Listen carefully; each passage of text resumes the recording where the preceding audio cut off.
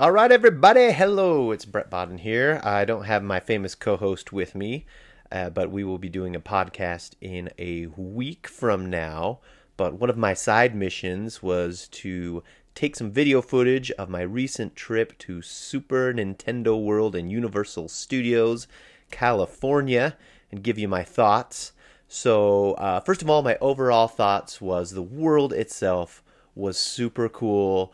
The ambiance, the decor, the atmosphere was all top notch, and just really transports you into that world of Mario. And there's some really cool things, some eye-catching things to see. But there is a but to all of this, and for me personally, that would be the sheer amount of people that were in there was way too many. And we were lucky. We were able to get there an hour early, and we paid a little extra money for that. And that is definitely worth it if you go. I can't remember what it's called, something akin to a fast pass like Disneyland would have. And we were able to get in there, and we only waited, well, wait time plus actually experiencing the ride, because there's really only the one Mario Kart ride. And it took us 45 minutes. When we were done with the ride, after 45 minutes, the wait time was up to 210 minutes just for the wait. So, and it was crowded by that point. You couldn't even move around in there. So I get that it's a brand new theme park, and, you know, there's a lot of excitement around having a theme park around Mario. But that part of it was a bit of a drag. And then the other part that was a bit of a drag is that's kind of all there was to do, is look at the world itself and experience the one ride. They had, I didn't look into this, but they had these watches that you could buy, and there were different, it looked like blocks, coin blocks and question blocks, like I got my question block tissue box here. Anyway, you could put your watch under those, and it did something to your watch. I don't know, they were $40 each, and that just didn't seem worth it to me. I had been to Universal Studios before when they opened the Harry Potter world, and it reminded me kind of how you could get a wand, and it was probably the same price, 40, 50, 60 some odd dollars.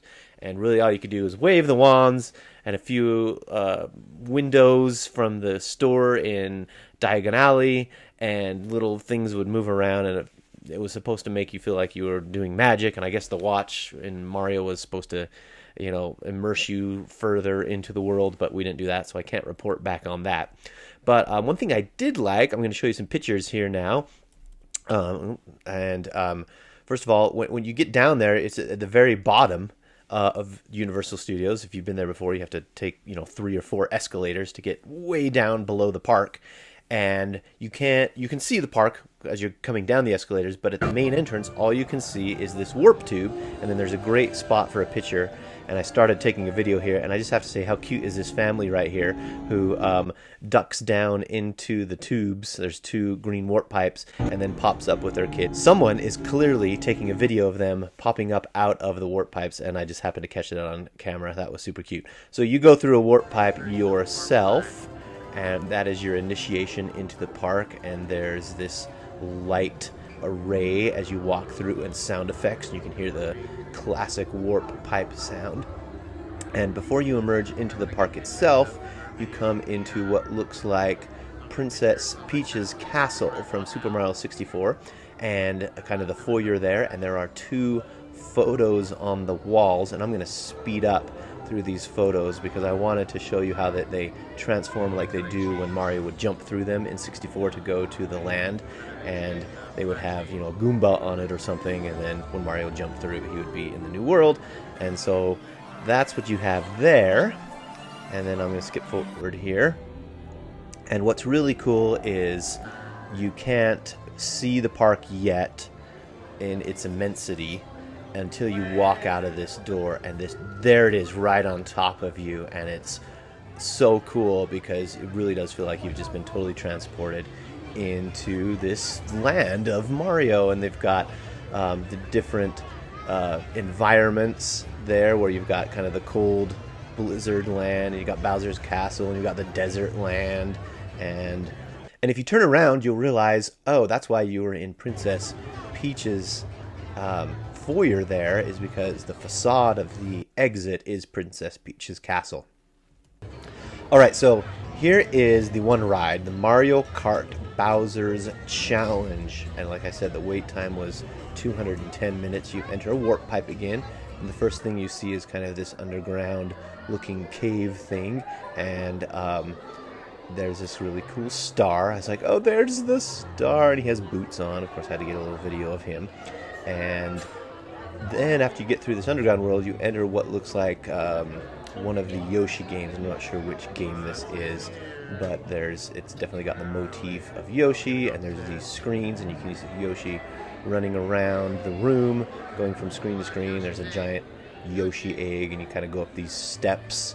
And this is all just the line, right, while you're waiting. And it was moving pretty fast because, like I said, we got there early, so I didn't get a chance to really focus in on everything that could have caught my attention, or all the little Easter eggs. Haha, no pun intended there with the Yoshi egg, because we were moving pretty quickly. And then after that, you emerge back outside, and you're on the top of Bowser's Castle. So that was pretty cool. You kind of wind around through Bowser's Castle, and something that was really popular inside of Bowser's Castle was an image, or a statue, I should say. Oh, before I tell you about the statue, there's Yoshi. I just love Yoshi up there. He's pretty cool.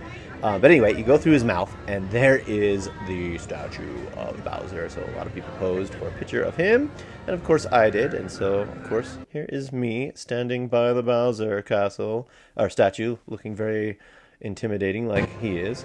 And then when you get into the line, you wander around his castle. And this is where it got really fun.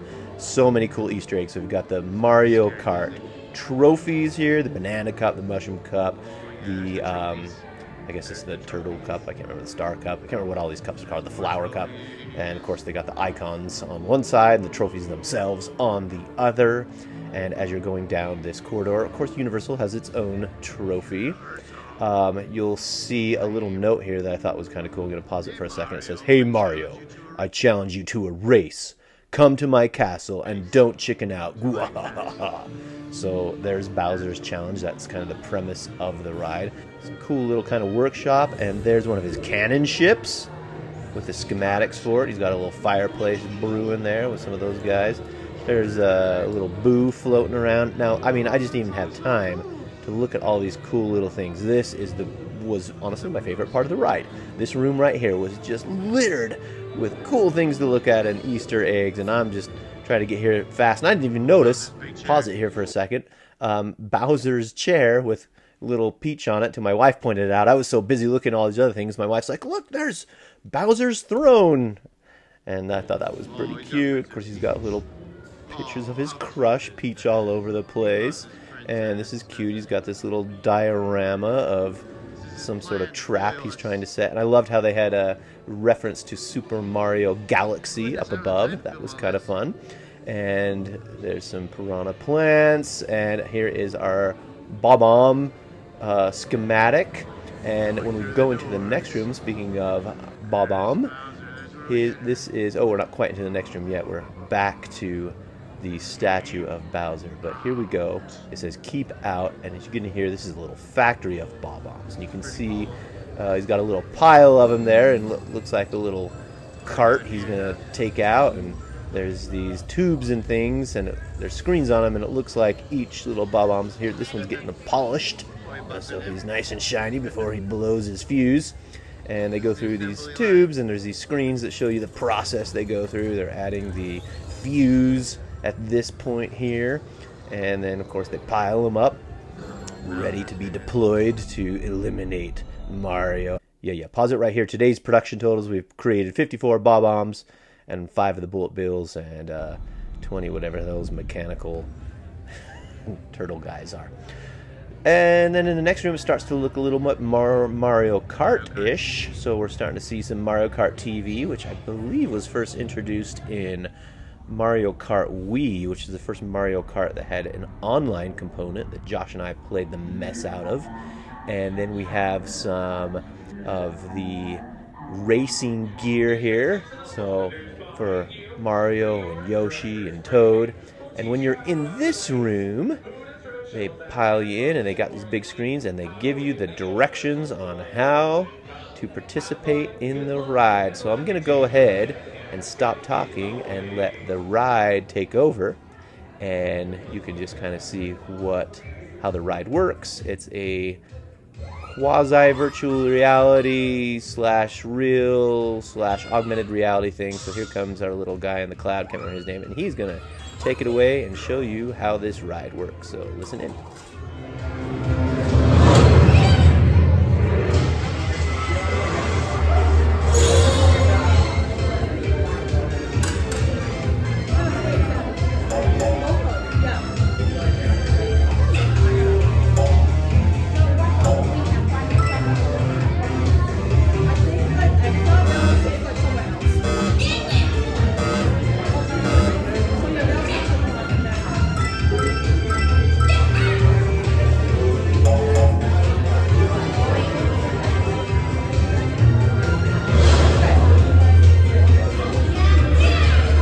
It's motion control. Damn it.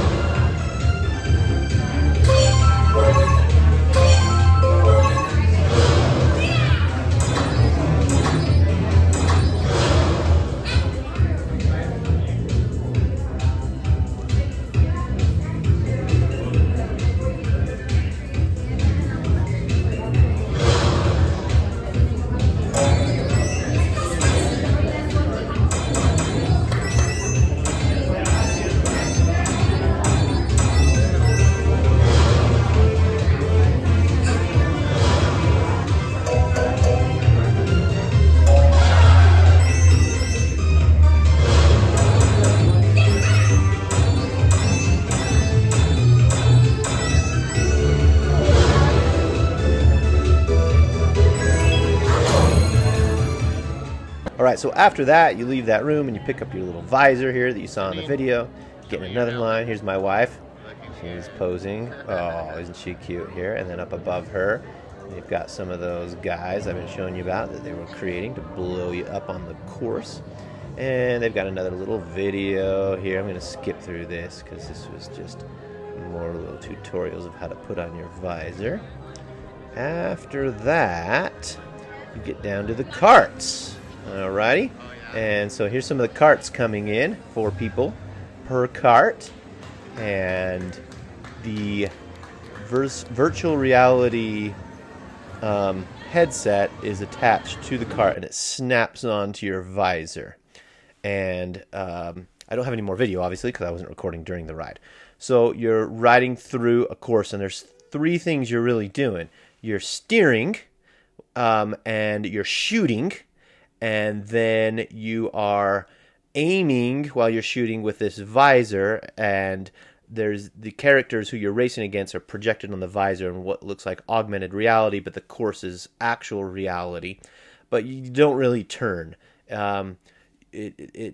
So for me, there was too much going on. I was trying to look and target and see all the real things that were there and then try to remember to turn, but it didn't matter because it was on a track, so I don't know why they had the turn feature. It really was kind of meaningless to me. But you know, it was an experience for sure. Glad I did it.